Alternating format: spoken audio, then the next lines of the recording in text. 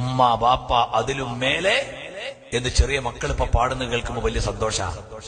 അത് ആദ്യം പാടി ചെറിയ കുട്ടിയുണ്ട്, യു എയിലുള്ളൊരു മോൻ. അള്ളാഹു ആ കുട്ടിക്ക് ബർക്കത്ത് ചെയ്യട്ടെ. ആ കുട്ടിന്റെ പാട്ട് കേട്ടിട്ട് എനിക്കറിയുന്ന ഒരു കൂട്ടുകാരന്റെ മോനാ.